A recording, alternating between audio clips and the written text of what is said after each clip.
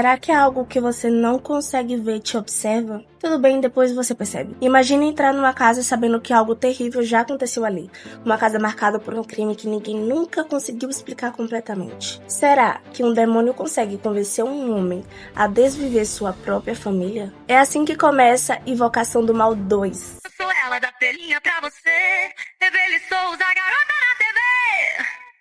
O filme abre em 1976, quando Ed e Lorraine investigam a casa de Amityville. O objetivo não é apenas documentar o local, mas responder uma pergunta específica. Uma presença demoníaca pode ter sido responsável pelo assassinato cometido por um pai que desviveu a sua própria família em 13 de novembro de 1974, enquanto eles dormiam? Esse caso já foi retratado em outros filmes sobre Amityville, se tornou um dos crimes mais conhecidos ligados ao paranormal. Invocação do Mal 2 usa esse episódio logo no início para estabelecer o tom do filme. Durante uma sessão espírita dentro da casa, Lorraine tem uma visão perturbadora. Ela revive os assassinatos como se estivesse presente no momento exato que aconteceu. O que você fez? O que foi que você fez? E ali que surge pela primeira vez a figura da freira. O detalhe mais inquietante é que essa entidade não surge do nada. A freira já havia sido manifestada na casa dos Warren. A filha do casal já havia percebido a sua presença. O mal já circulava aquele lá em silêncio, como se estivesse preparando algo. Logo na primeira vez que assisti, eu notei o nome Vala que está espalhado por toda a casa dos Warren. Ele aparece em objetos, em detalhes de cenário, em soleiras de janela, na estante. A filha do casal ela soletra o nome com as miçangas. E enquanto Lorraine ela serve o chá tranquilamente, uma fatia de melão flutua atrás dela e ao lado o quadro Love foca na letra V. E também atrás do Ed tem um quadro do próprio Valak, no qual foi ele mesmo que pintou. Nada disso é coincidência. Valak já estava dentro da casa, já fazia parte daquele ambiente, mesmo antes de se revelar por completo. Quando a Lorraine entra em confronto direto com a visão, Ed consegue intervir e quebra o transe.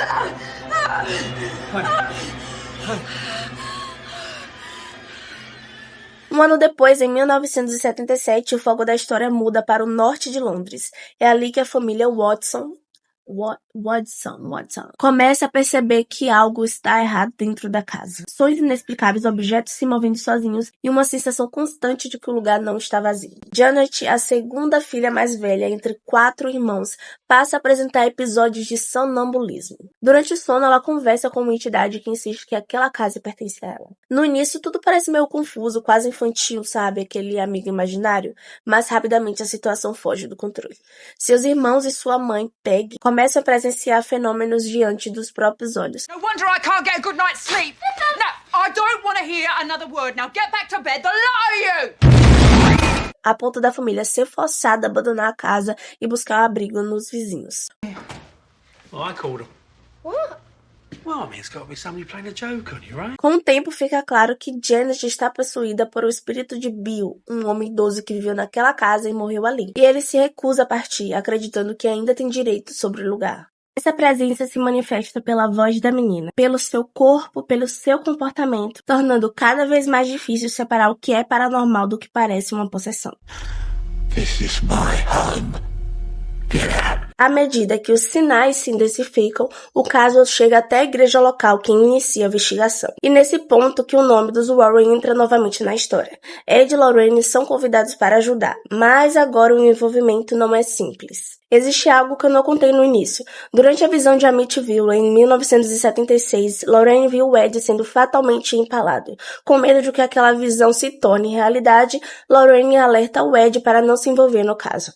Ainda assim, mesmo relutante, ela concorda em viajar para Londres, sabendo que talvez esteja caminhando exatamente em uma direção ao futuro que tentou evitar. Enquanto eles permanecem na residência, o Ed e a Lorraine eles passam a consultar outros investigadores paranormais para avaliar a legitimidade do caso. Ao mesmo tempo, eles tentam se comunicar com o espírito do homem que afirma ser um antigo morador da casa. A intenção é simples, convencê-lo a parar de atormentar a família. É uma tentativa arriscada, porque quem incorpora essa entidade é a Janet. O corpo da menina se torna o canal direto da manifestação, o que transforma qualquer contato em algo instável e perigoso. Em uma das noites mais decisivas, após testemunhar mais um episódio de possessão, o investigador Gregory apresenta um vídeo.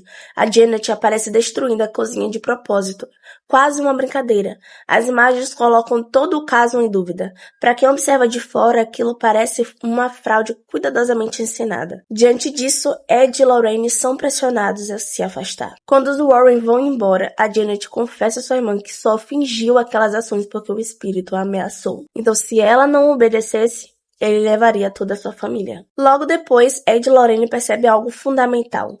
O espírito do homem velho não é o verdadeiro responsável.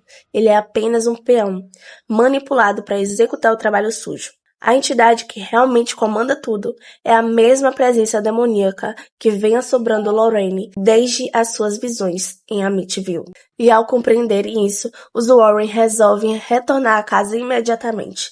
E lá eles encontram a Janet possuída mais uma vez, enquanto o restante da família está trancado do lado de fora, impotente. Nesse momento, um raio atinge a árvore próxima à residência.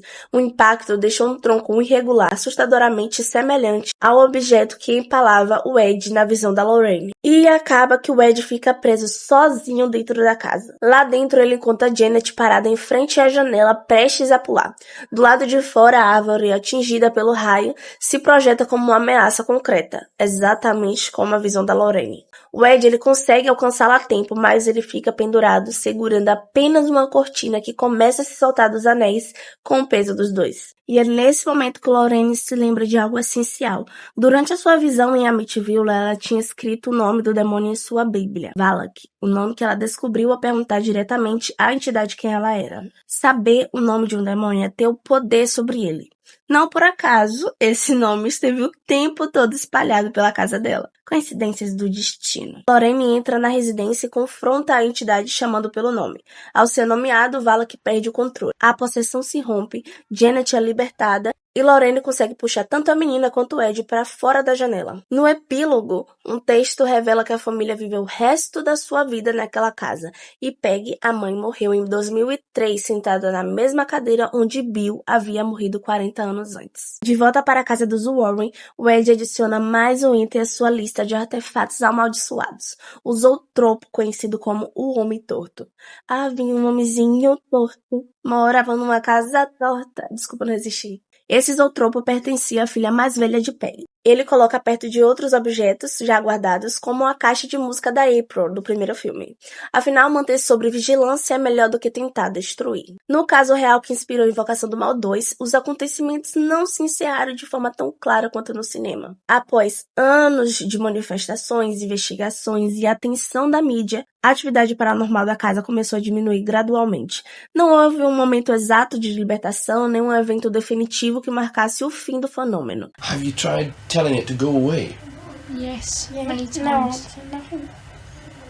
As ocorrências simplesmente tornaram-se menos frequentes até cessarem. Janet, a criança mais associada ao caso, cresceu e mais tarde confirmou que parte dos eventos foi exagerada, especialmente sob pressão da mídia e dos investigadores. Ainda assim, ela sempre sustentou que nem tudo foi atuação. Algumas experiências, segundo elas, eram reais e assustadoras demais para serem fingidas. Até hoje, o caso permanece dividido entre crença e ceticismo. Para alguns, trata-se de uma das possessões mais bem documentadas da história moderna. Para outros, um episódio influenciado por histeria coletiva, infância traumática e exploração midiática. No fim, o terror mais duradouro não é o que assombra uma casa por alguns anos, mas o que continua sendo discutido, mesmo quando tudo parece ter acabado. Se você chegou até aqui, deixa o like e se tiver 10 curtidas, eu juro, eu faço a próxima parte. E comenta, acredita que esse caso foi real, exagerado ou uma mistura dos dois? Eu sou Evelyn Souza e eu te vejo na sua próxima sessão. Eu sou ela da telinha pra você. Evelyn Souza, garota na TV.